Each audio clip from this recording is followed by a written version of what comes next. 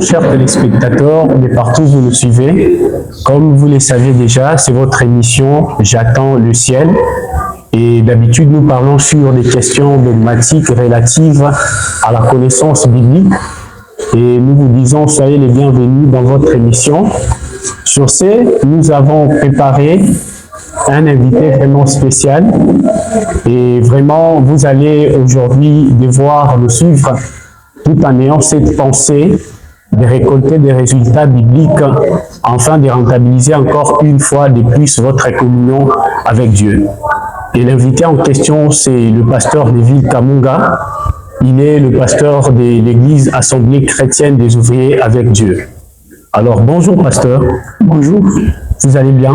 Dieu nous fait grâce. Merci beaucoup pasteur. Nous sommes vraiment ravis de vous avoir sur ce plateau.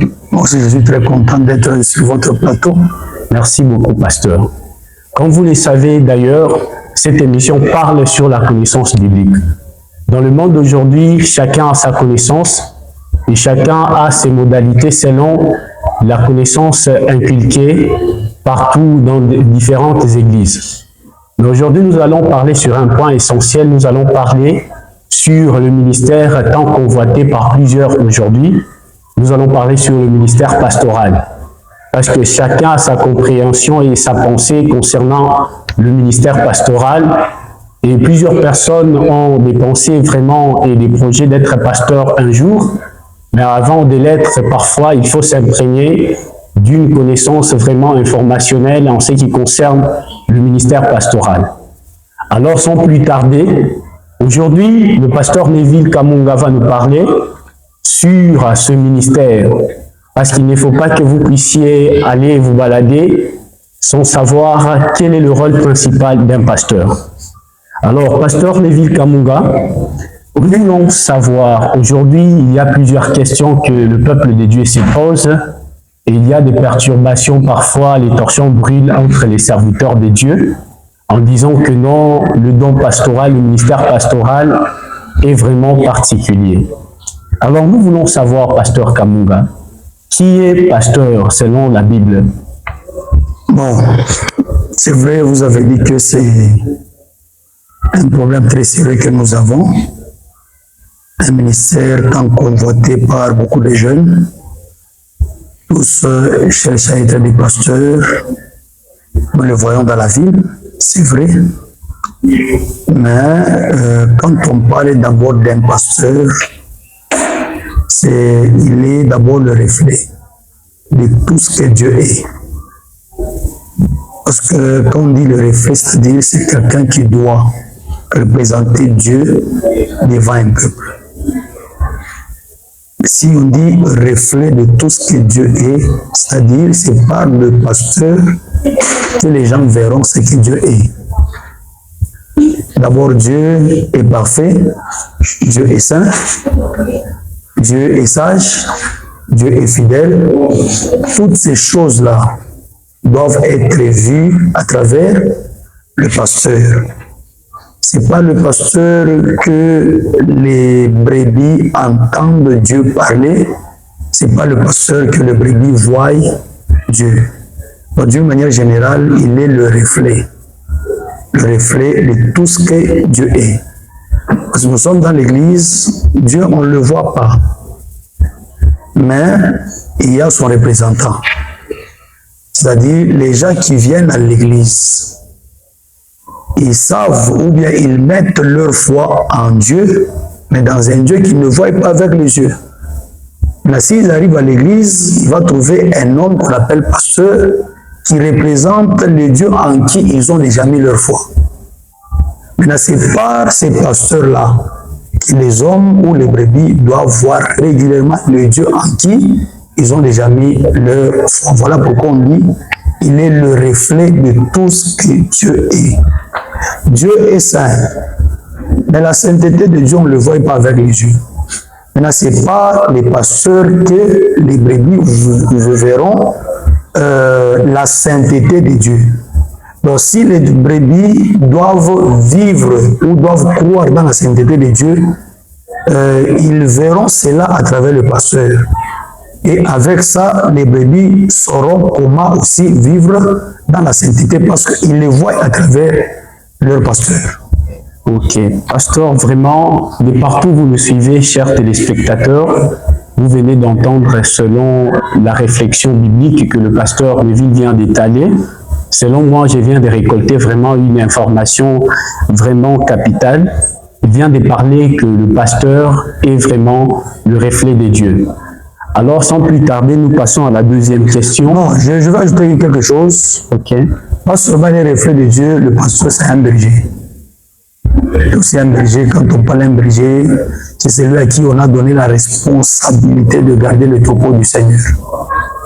Un berger, il est comme un intendant. Les brebis ne lui appartiennent pas. Les brebis appartiennent au Seigneur. Voilà pourquoi dans la Bible, il est écrit, c'est, je pense, dans le chapitre 21, à partir du 15e verset du livre de Jean, c'est Jésus qui dit à Pierre, m'aimes-tu? Paix mes brebis. Il n'a pas dit paix tes brebis, paix mes brebis. Donc c'est un homme à qui on a confié la responsabilité de brebis.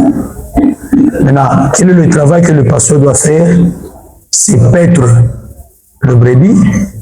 Il va paître le brebis avec quoi? Il va paître le brebis avec l'enseignement que le Seigneur lui-même, qui est responsable de ces brebis-là, a donné au pasteur. Donc on voit un berger, donc un homme à qui on a confié la responsabilité des brebis. Donc il garde le troupeau du Seigneur. C'est-à-dire, s'il est berger et qu'il est un intendant, un jour, il va rendre compte de toutes les brebis que le Seigneur lui a confiées. Le pasteur, c'est qui? C'est un conducteur. C'est un conducteur, un homme qui a reçu la mission de conduire un peuple. C'est-à-dire, quand on parle d'un conducteur, cela signifie qu'il prend le peuple de quelque part pour les amener quelque part. Nous avons l'exemple de Moïse dans le désert. C'était un conducteur du peuple. C'était comme un pasteur. Donc il est là, il prend le peuple de l'Égypte pour les amener à Canaan. C'est-à-dire que Moïse doit faire un parcours avec ce peuple-là. Il doit veiller, il doit prendre soin.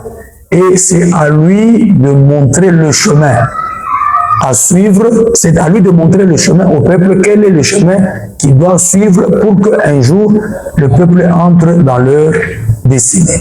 Voilà le pasteur. Ok, pasteur. Peuple de Dieu, venez de suivre vraiment. Je suis vraiment content et ravi. Maintenant, nous passons à la deuxième question, parce qu'aujourd'hui, nous sommes dans un monde, il y a différentes déjà églises qui sont dans différentes villes et pays. Ben, chacun a sa réflexion concernant la pensée et la parole de Dieu. Et aujourd'hui, la deuxième question, nous voulons que le pasteur Neville nous réponde dans ce qui concerne qui est la personne adéquate qui appelle le pasteur. Parce que plusieurs personnes dans des églises, comme ça s'est dit en Swahili, Mutaona frère moi na lamuka asemami ni mungu jarinita. Alors aujourd'hui, nous voulons savoir qui appelle le pasteur. Est-ce que c'est les hommes? Est-ce que c'est la personne elle-même qui doit se réveiller le matin comme aujourd'hui? Ton frère Anika Kibasa, Anika Kabash Kake, mon quartier, na sauti ya kufunga, frère Mardoché, directement à ces hommes de power.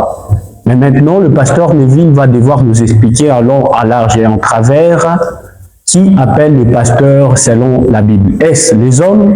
Est-ce Dieu? Pasteur Neville, vous voilà, nous sommes toujours dans la Bible. C'est Dieu qui établit les pasteurs. Ce ne sont pas les hommes. Bon. Dans la Bible, le premier pasteur a été établi par Dieu à travers Jésus. Jésus lui-même était Dieu. Le premier pasteur de l'église de Dieu sur la terre. On voit l'église de Jérusalem qui a été conduite par l'apôtre Pierre. Donc c'est Jésus qui a établi, où nous pouvons dire, comme l'église appartient à Jésus. L'église n'appartient pas aux hommes. comme l'église appartient à Jésus, c'est Jésus qui établit ses pasteurs. Ce n'est pas un homme. Les hommes, où nous pouvons dire c'est Jésus qui appelle. Mais les hommes viennent confirmer seulement l'appel de Jésus sur un homme qui est appelé à être pasteur. Il y a un autre verset, je pense, nous sommes dans le chapitre 20, des Actes des Apôtres, verset 28, si je ne me trompe pas. C'est l'apôtre Paul qui s'adresse aux anciens d'Éphèse en leur disant vous devez paître le brebis sur lequel le Saint-Esprit vous a établi. On ne dit pas sur lequel un homme vous a établi. Le Saint-Esprit vous a établi. Maintenant, nous voyons, comme tu l'as dit, comme on dit en Swahili, frère Mwana Lamuka, anasema mimi Mungu alinita. Oui, Mungu alikuita bien sûr, mais atakuita paka wewe mwenyewe anakuambia sasa tuanze kanisa. Hapana. Il y a un ordre que Dieu a déjà établi.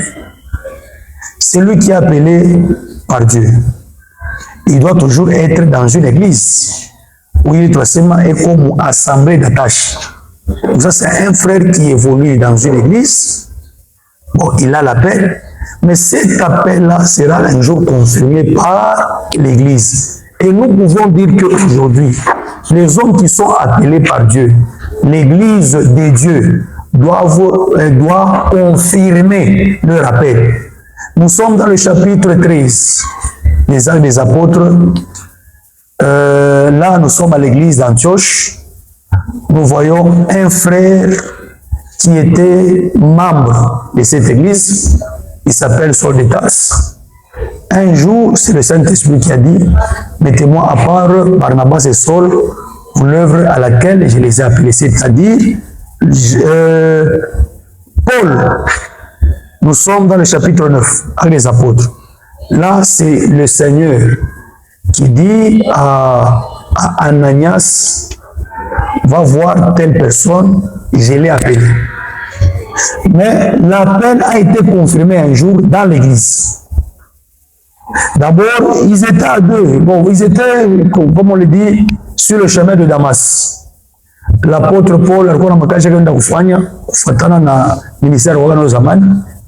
il a rencontré le Seigneur. Le Seigneur n'a pas dit directement à l'apôtre Paul que j'étais appelé. Non, le Seigneur est allé parler à Ananias. Cet homme-là, je l'ai choisi pour qu'il puisse porter mon nom vers le païen. Et puis cet appel a été confirmé un jour dans l'église, nous sommes à Antioche. C'est alors que le ministère de Paul, l'appel de Paul, a été confirmé. Mais on ne peut pas voir un frère qui s'élève lui-même, il se dit lui-même, alors, pasteur Neville, il y a des frères parfois qui obtiennent des songes et selon ces songes et ces rêves, plusieurs personnes arrivent à prendre une décision disant que non, directement Dieu m'a parlé afin que je commence une église. Il n'y a pas un problème, même si Dieu t'a parlé, mais attends un jour, c'est l'église qui va confirmer. Ce n'est pas à toi de dire non, je veux commencer. Ça ne se passe pas comme ça. Pour la manière dont il a rencontré le Seigneur, bon, il pouvait se dire, moi, j'ai rencontré le Seigneur différemment que les autres. Directement, je commence. Mais Paul s'est retrouvé dans une église. Il s'est retrouvé là-bas. La Bible, c'est ça notre modèle. Mais un frère qui s'est levé le matin pour dire que non, j'ai fait un songe, le Seigneur m'a dit, je suis pasteur, je dois commencer. Non, ça ne se passe pas comme ça. Le Seigneur t'a dit, on attend. Un jour, c'est l'église qui va confirmer ça, parce que c'est l'église du Seigneur Jésus qui confirme tout le ministère qui vient du Seigneur Jésus. Son église, c'est ça, son institution sur la terre. Jésus ne peut pas faire de choses sans passer par son église. Et l'église est appelée corps de Christ. Il ne peut rien faire sans passer par son église. Tout ce que Jésus fait, il passe par son Église. C'est une institution établie sur la terre qui a aussi des règles bien établies. Voilà. Chers téléspectateurs, vraiment aujourd'hui, avec le pasteur Béville, nous sommes en train de récolter vraiment une connaissance d'ailleurs, et tellement que c'est ravissant, c'est vraiment florissant de savoir toutes ces choses. Et nous continuons, n'oubliez pas de nous écrire et de faire vos interventions. Si vous avez des questions, nous sommes là, le pasteur Béville est là. Nous continuons avec notre émission. Maintenant, nous voulons savoir, pasteur Béville, parce qu'aujourd'hui, nous voulons comprendre maintenant en long, en large et en travers, parfois si nous utilisons des termes simples en disant que, en détail, quel est le rôle principal du pasteur dans l'Église?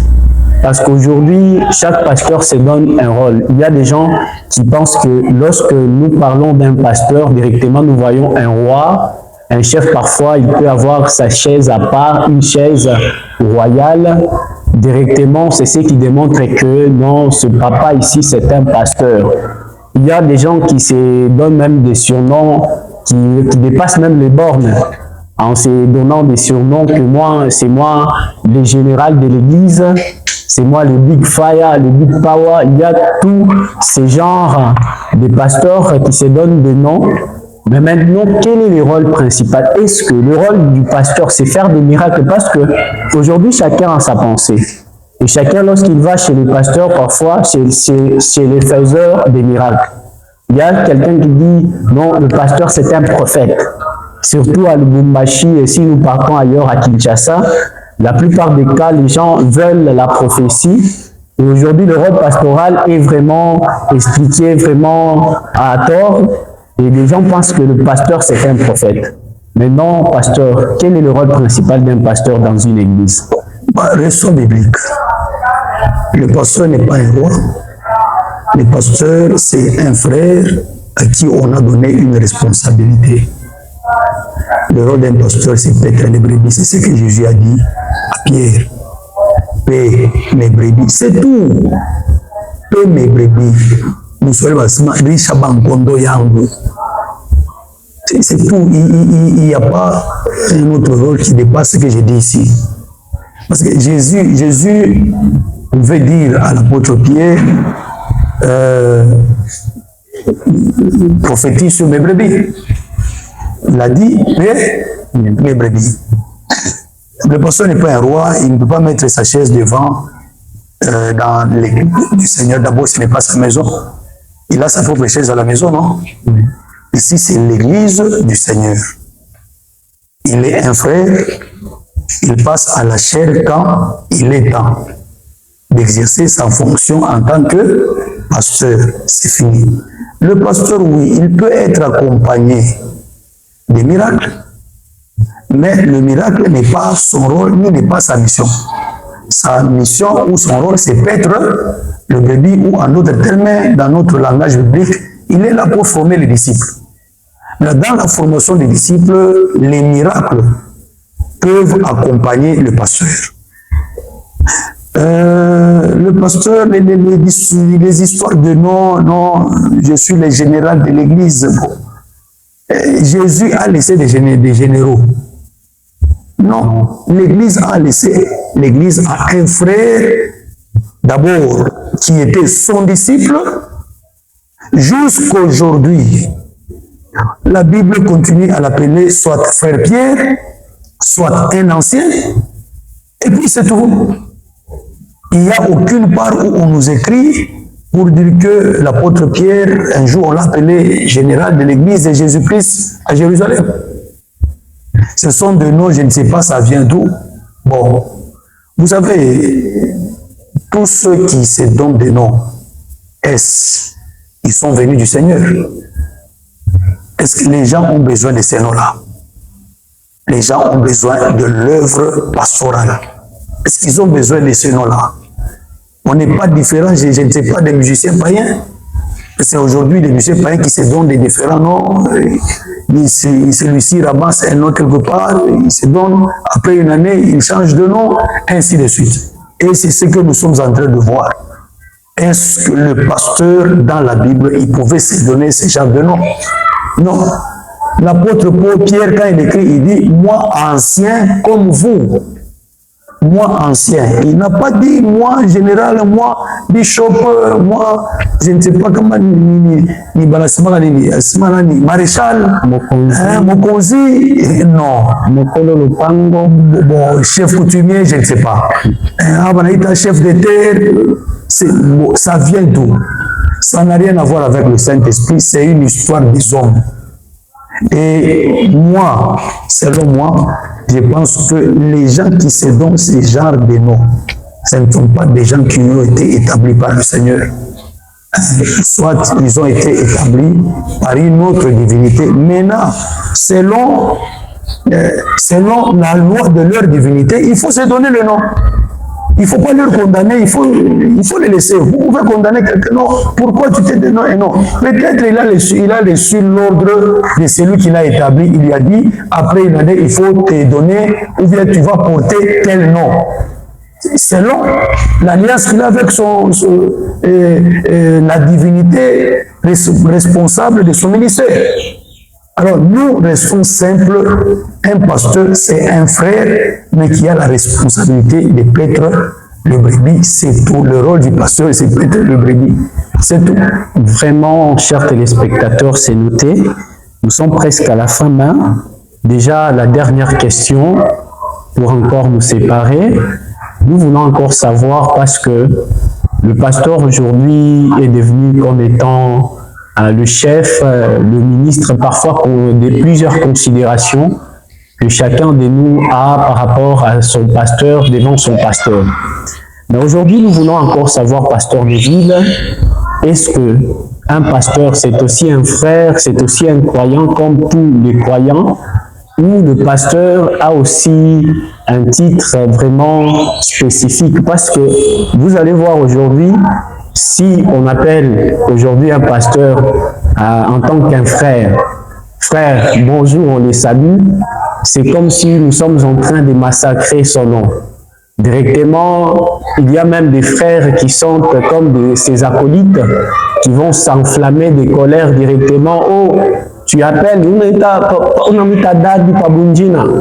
alors Papa Neville, nous voulons savoir, est-ce que le pasteur est aussi, c'est aussi un frère, c'est aussi un croyant, ou soit le rôle pastoral le détache de cette fonctionnalité entre frères et sœurs?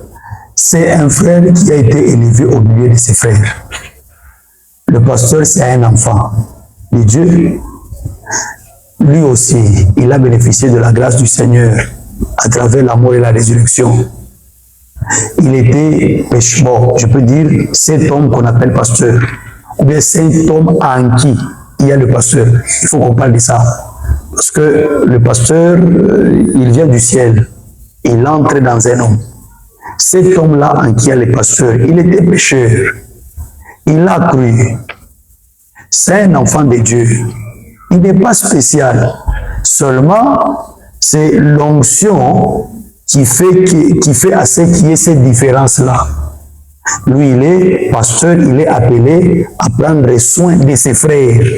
Mais il reste frère, il reste enfant de Dieu et il est appelé aussi à écouter Dieu, à obéir à Dieu, à mettre en pratique tout ce qu'il a comme enseignement. D'ailleurs, il doit être le premier à mettre en pratique la parole de Dieu. C'est par lui que d'autres frères doivent apprendre comment mettre en pratique la parole de Dieu. Donc le pasteur, il n'est pas, je ne sais pas si on peut dire, il n'est pas un Dieu. Il est frère, enfant de Dieu. Si il ne se comporte pas comme un enfant de Dieu, il va rater le ciel. Amen. Voilà. Vraiment, peuple de Dieu, tel que vous venez de le voir, vraiment, nous venons de retenir que le pasteur est comme un frère, comme nous tous. Vraiment, nous sommes vraiment bénis par votre présence. Nous sommes presque à la fin de notre émission, peuple de Dieu. Et n'oubliez pas d'intervenir avec vos réactions, vos questions. Pasteur, donnez-nous quelques mots de la fin, une bénédiction. Bon, comme on parle du pastoral, je donne seulement un conseil aux jeunes frères. soyez patients et ne soyez pas pressés. C'est Dieu qui appelle. Et puis, il a déjà fixé un temps pendant lequel chacun doit exercer son ministère selon son appel. Et je dis merci à vous.